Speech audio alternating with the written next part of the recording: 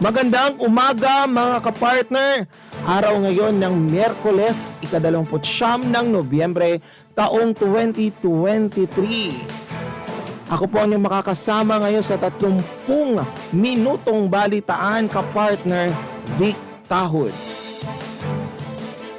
At sa unang detalye ng ating balita, DZRD Sunshine Radio Report!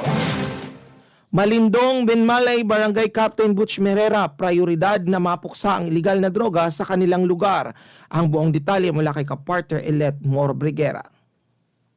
Prioridad ngayon ng bagong upong Barangay Captain Butch Merera ng Malindong, Benmalay na mapuksa ang kalakaran ng iligal na droga sa kanilang barangay. Ito ang ipinahayag ni Merera matapos ang isinagawang mass oath-taking ceremony ng mga bagong halal na barangay at SK officials sa nasabing bayan. Ayon kay Merera, tinamaan na ng illegal na droga ang kanilang barangay.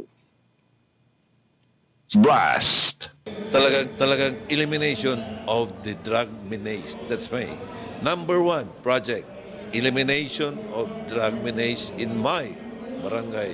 Kasi medyo tinatamaan na yung barangay ko. Kaya kailangan alisin ko yung droga na yan sa barangay ko. Kabilang din sa programang gagawin ni Merera ang peace and order, pagpapaganda at pagpapailaw ng kanilang barangay.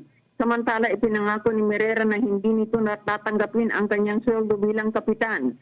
Bagkus ay bibigay niya ito sa mga barangay tanod at barangay health workers. Ani Merera, pagtsatsagaan na lamang nito ang konting pensyon na natatanggap niya noong nagretero ito sa custom. Para sa Diyos sa Pilipinas kong mahal, kapartner Elet Mor Briguera, kapartner mo sa balita at serbisyo. Maraming salamat kapartner Elet. DZRD Sunshine Radio Report! At DILG Yusek Valmosina, hindi sang-ayon kung sakaling buwagin ang NTF-ELCAC. Ang detalye naman kay kapartner Lerna Hernandez. Kapartner Sheila Balog. Kapartner Sheila. Hindi sangayon si Department of Interior and Local Government Undersecretary of Barangay Affairs, Felicito Balbusina, sakaling buwagin ang National Task Force and Local Communist Armed Conflict o NTF-ELCAC. Ito ang inihayag ni Balbusina sa isang eksklusibong panayam ng DZRD Sunshine Radio matapos ang oath-taking ng mga bagong halal na barangay at SK officials sa bayan ng Benmali, Pangasinan.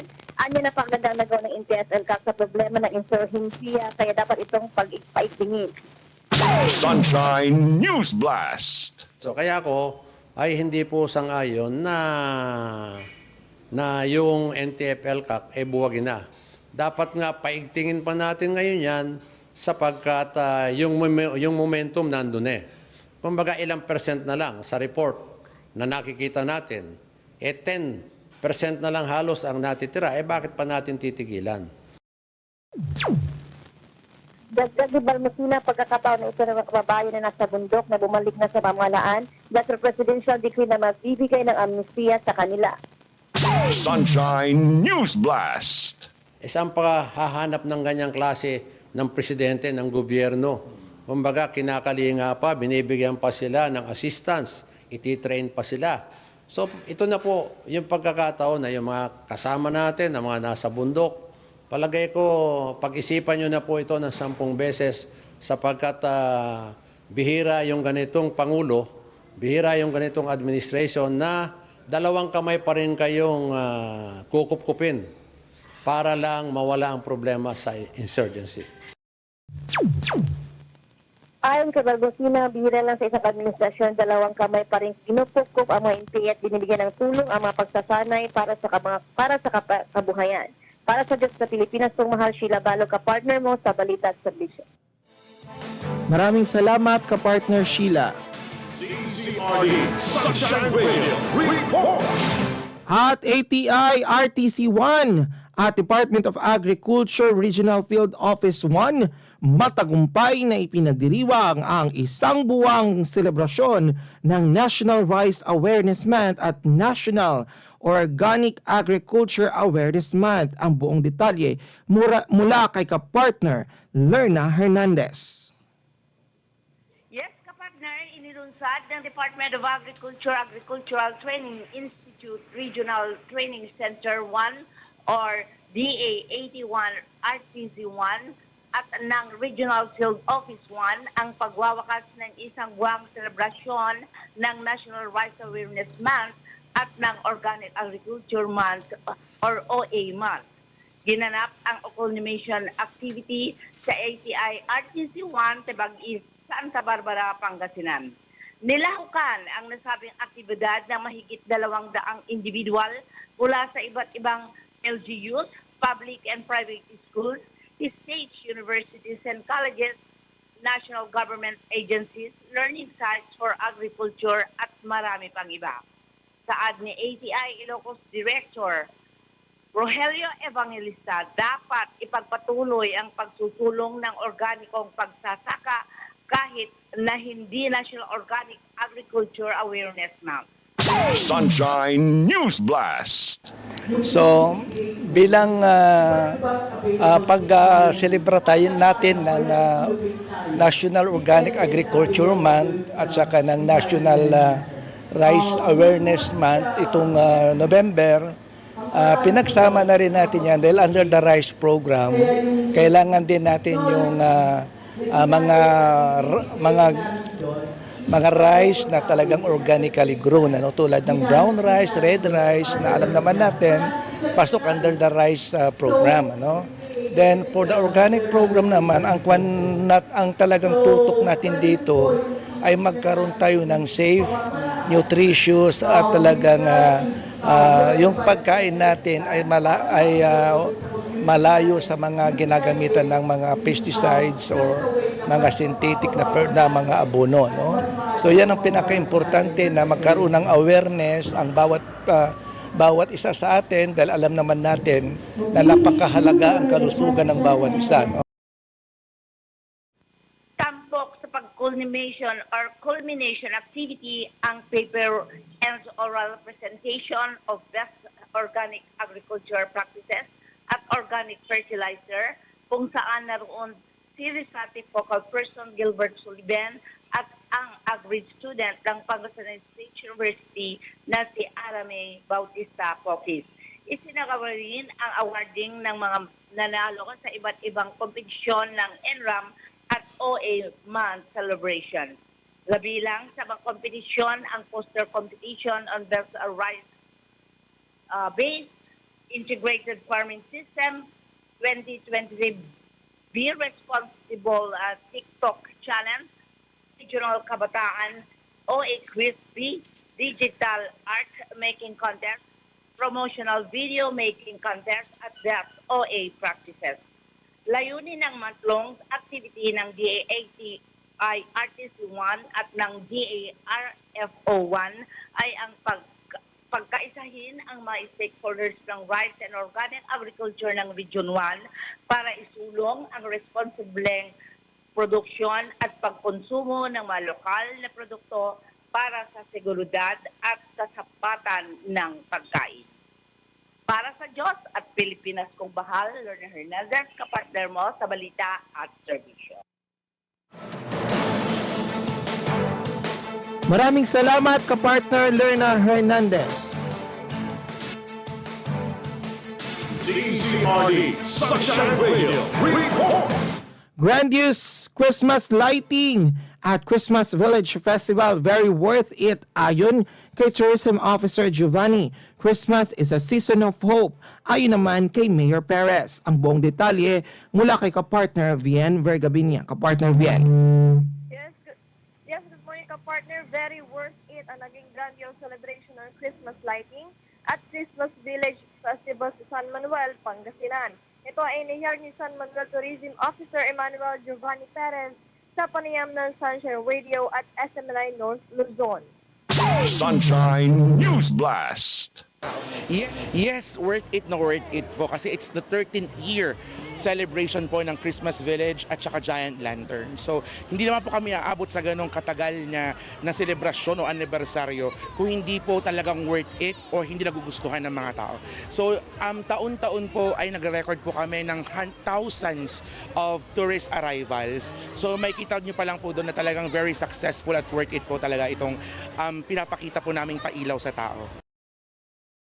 Nagpapasalamat naman ito sa lahat ng mga sangay at ang ahensya ng gobyerno, PNP, mga kabataan, Department of Education, Office of the Mayor at sa lahat ng sumusuporta para maging matagumpay ang selebrasyon na ito. Samantala sa naging mensahe ni San Manuel Mayor Kenneth Perez, natin ito na ang Pasko ay panahon din ng pag-asa dahil na rin ito ang panahon na nagpapaalala ng paggabay ng Panginoon. Sunshine News Blast. Sa aming pong mga kababayan dito sa San Manuel, sana patuloy pa rin nating tangkilikin ang ating mga sariling produkto. Magtulungan ho tayo, panatilihin ang disiplina sa ating mga sarili para sa atin din yan. Lahat ng mga ginagawa namin dito sa LGU ay para sa ating lahat yan. Hindi lang para sa iisang tao. Lahat ng ito ay para sa ating lahat. Sana tulungan niyo po kami na mas lalong mapaganda at mas maging progresibo pa ang ating bayan dito sa San Manuel. Nangako naman si Vice Mayor Jericho Perez na susuportahan nito ang lahat ng programa ng kanyang kapatid na mayor at ganoon din ang sangguniang bayan. Nagpapasalamat naman si Dr. Leilani Malikdem, Public Schools District Supervisor ng San Manuel dahil sila ang pinalad na manalo sa Christmas Village Competition. Ito ay dahil anya sa kanilang pagkakaisa at pagtutulungan. Salamatan din niya si San Manuel Mayor Perez dahil sa patuloy na suporta nito sa edukasyon dahil kung bakit sila ay nanalo ng Seal of Good Local Government on Education na ikalawang beses na. Para sa Just Lucas Tomati, si Jen Vergabinia, kapartner mo sa balita at serbisyo. Maraming salamat ka-partner Bien Bergabinia. At para po sa ating ibang balitang lokal, binago na po ng Alaminos City Government ang kanilang tourism code na naaayon sa pamantayan ng Department of Tourism na makapagbibinipisyo sa kapwa turista at manggagawa. Ayon kay City Tourism and Cultural Affairs Office Assistant Head Rose Aruelo, magkakaroon sila ng local accreditation gamit ang local registration form at ang pinansyal o ang inisyal na pagkategorya sa klasifikasyon ng mga establishmento sang-ayon sa pamantayan ng DOT.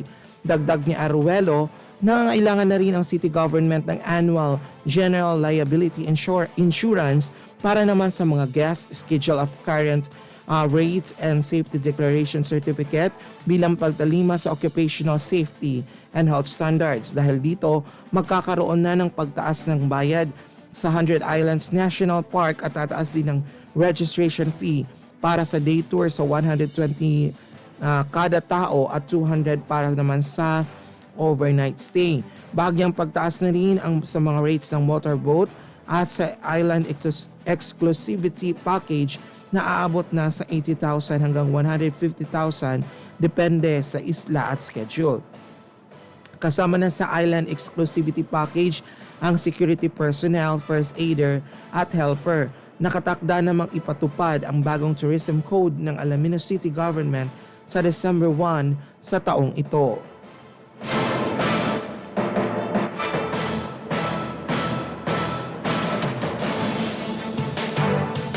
Matagumpay na nagtapos ang Search and Rescue Auxiliary Training o SARAT ng Pangasinan.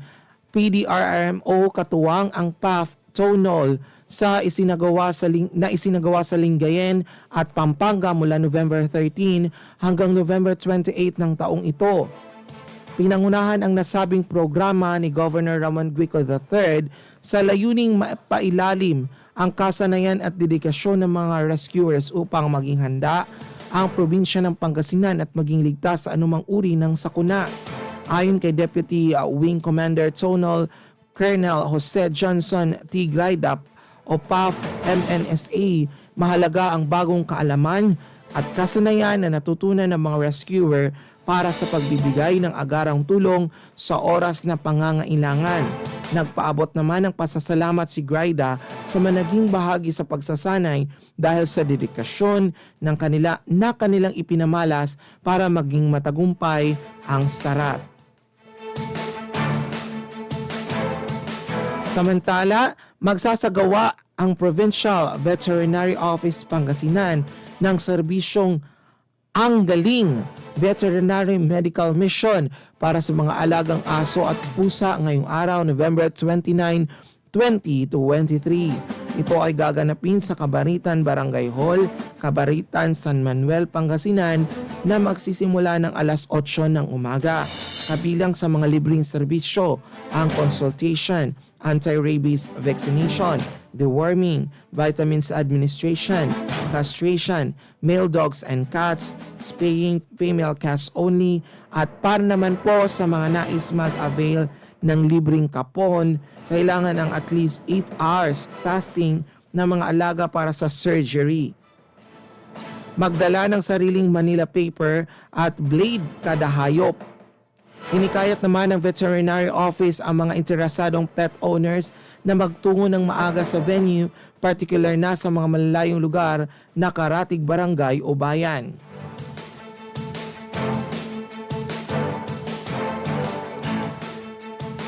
DZRD Sunshine Radio report.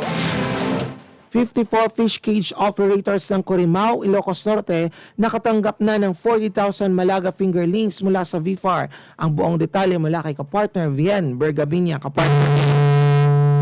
Nakatanggap ang 54 fish cage operations ng 40,000 Malaga fingerlings mula sa Bureau of Fish and Aquatic Resources o BFAR Ilocos sa Barangay Gaang, Corimao, Ilocos Norte. Ito ay sa ilalim ng Typhoon Rehabilitation and Recovery Program ng BFAR Ilocos na layuning matulungan ang mga mangingisda na apektado sa mga daang kalamidad.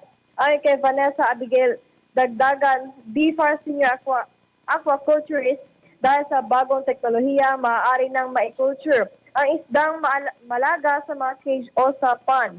Dagdag nito, ang cultured variety ng malaga ay maaaring maani mula 5 hanggang 6 na buwan at pwedeng maibenta sa halagang 310 pesos kada kilo sa merkado. Para naman sa mga apektadong fish cage operators na nais makinabang sa programang ito ng BFAR Ilocos, maaaring magpalista sa munisipyo o sa mga City Agriculture Office.